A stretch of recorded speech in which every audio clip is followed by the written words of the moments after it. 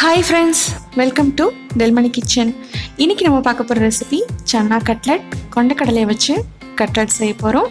Video ஃபுல்லாக பார்க்கறதுக்கு முன்னாடி நெல்மணி கிச்சனை சப்ஸ்கிரைப் பண்ணிக்கோங்க. பக்கத்தில் இருக்கிற பெல் பட்டனையும் கிளிக் பண்ணிக்கோங்க. நான் போடுற வீடியோஸ் உங்களுக்கு நோட்டிஃபிகேஷனாக வரும். இப்போது வீடியோக்குள்ளே போகலாம். கொண்டக்கடலை 1 கப் நான் எடுத்திருக்கேன். நல்லா வேக வச்சு எடுத்திருக்கேன். இதை இப்போது அரைச்சிக்கலாம் தண்ணி விடாமல். கொண்டக்கடலையும் நல்லா அரைச்சி எடுத்தாச்சு. தண்ணி விடாமல் அரைச்சிக்கோங்க. அப்போ தான் இந்த மாதிரி புட்டு மாதிரி கிடைக்கும். இந்த மாதிரி இருந்தால் மட்டும்தான் நம்மளுக்கு கட்லெட் வந்து நல்ல ஒரு ஷேப்பில் நம்ம கொண்டு வர முடியும். இப்போ இதை வேற ஒரு பவுலுக்கு மாற்றிக்கலாம்.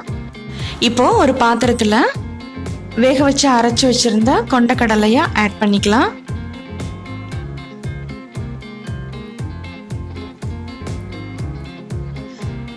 ரெண்டு உருளைக்கிழங்கு நல்லா வேக வச்சு மசிச்சு வச்சிருக்கேன். அதுவும் இதை கூட சேர்த்துக்கலாம்.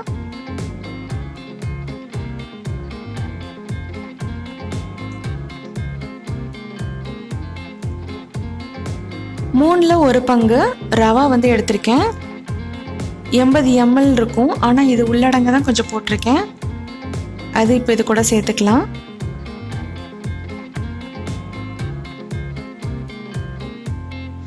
கால் டீஸ்பூன் சோம்பு, இதை வந்து இடித்து சேர்த்துருக்கேன். தூளாக இருந்தாலும் ஓகே தான். 1/4 டீஸ்பூன் மிளகாத்தூள், 1/2 டீஸ்பூன் மஞ்சத்தூள், 1/2 டீஸ்பூன் ஜீரகத்தூள், 1/2 டீஸ்பூன் சாட் மசாலா, 1/2 டீஸ்பூன் மல்லித்தூள். இப்போ சொன்ன மசாலாஸ் எல்லாத்தையுமே இது கூட சேர்த்துக்கலாம்.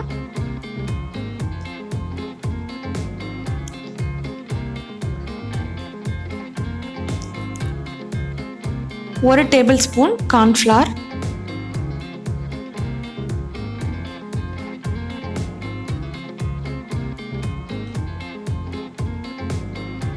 தேவையான அளவு உப்பு. இது எல்லாத்தையும் நல்லா வந்து பிசைஞ்சுக்கலாம். எல்லா இன்க்ரீடியன்ஸையும் ஈவனாக மிக்ஸ் பண்ணியாச்சு. நெக்ஸ்ட் வந்து 2 டேபிள் ஸ்பூன் எண்ணெய் வந்து காய்ச்சி ஆற வச்சுருக்கேன். எந்த எண்ணெய்னாலும் ஓகே தான். அது இப்போ இது கூட சேர்த்துக்கலாம். எண்ணெய் சேர்த்ததுக்கப்புறம் நல்லா ஈவனாக மிக்ஸ் பண்ணியாச்சு. இப்போ மாவு ரெடியாக இருக்குது. இந்த மாவு வந்து நம்ம சின்ன சின்ன பால்ஸாக வந்து ரெடி பண்ணிக்கலாம்.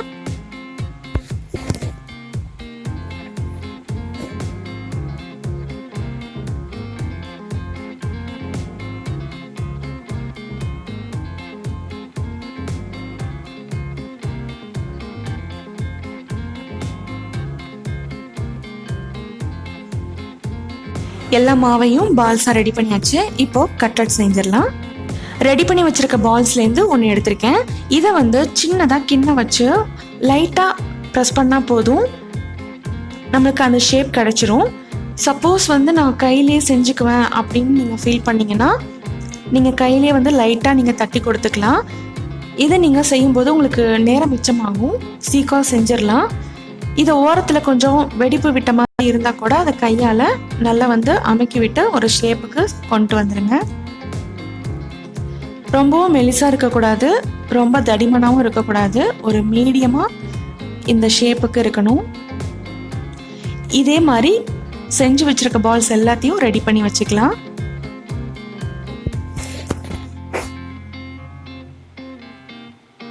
ஃபர்ஸ்ட் பேட்ச் ரெடியாக இருக்குது. இதை இப்போது ஃப்ரை பண்ணி எடுத்துக்கலாம். ஷேப் பார்த்தீங்கன்னா ஓரளவுக்கு மீடியமாக இருக்கும். இந்த மாதிரி தான் இருக்கணும். இதை இப்போ ஷாலோ ஃப்ரை தான் பண்ண போகிறோம். அதாவது ரொம்ப டீப்பாக ஃப்ரை பண்ணாமல் லைட்டாக ஆயில் ஊற்றி தான் பண்ண போகிறோம். நான் தோசைக்கல்லில் தான் ஃப்ரை பண்ண போகிறேன். தோசைக்கல் வச்சாச்சு. கல் நல்லா சூடாக இருக்குது. இப்போது எண்ணெய் ஊற்றிக்கலாம்.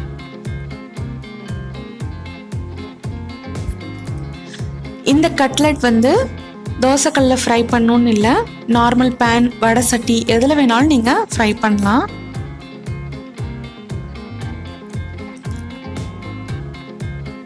தோசைக்கல்லில் பண்ணும்போது கொஞ்சம் ஸ்பேஸ் இருக்கும், நிறையா வச்சு பண்ணலாம்.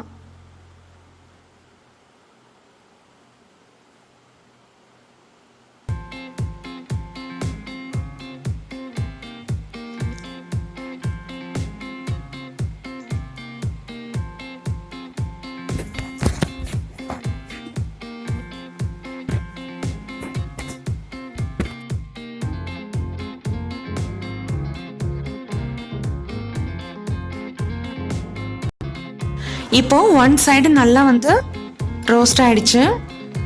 எல்லாத்தையும் இப்போ திருப்பி போட்டுக்கலாம். இன்னொரு சைடு வேகிறதுக்கு லைட்டாக வந்து சுற்றியும் எண்ணெய் விட்டுக்கோங்க.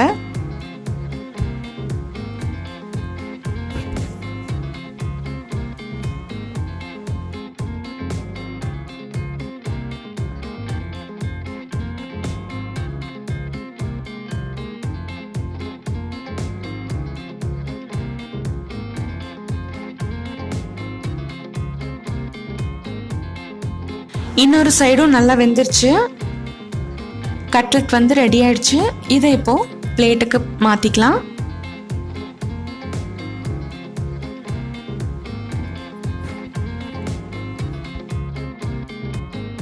ஹெல்தி அண்ட் டேஸ்டியான சன்னா கட்லெட் ரெடி. இது கூட டொமேட்டோ சாஸ் அண்ட் மைனஸ் கூட ட்ரை பண்ணி பாருங்கள். ரொம்பவே நல்லாயிருக்கும். ட்ரை பண்ணி பார்த்துட்டு எப்படி இருந்ததுன்னு கமெண்ட்டில் ஷேர் பண்ணுங்கள். இந்த ரெசிபி உங்களுக்கு பிடிச்சிருந்தா லைக் பண்ணுங்கள், ஷேர் பண்ணுங்கள். மறக்காமல் நெல்மணி கிச்சனை சப்ஸ்கிரைப் பண்ணிக்கோங்க. பக்கத்தில் இருக்கிற பெல் ஐக்கானை ப்ரெஸ் பண்ண மறந்துடாதீங்க. இதே மாதிரி டிஃப்ரெண்ட்டான ரெசிபிஸோட நெக்ஸ்ட் வீடியோவில் பார்க்கலாம். பாய்.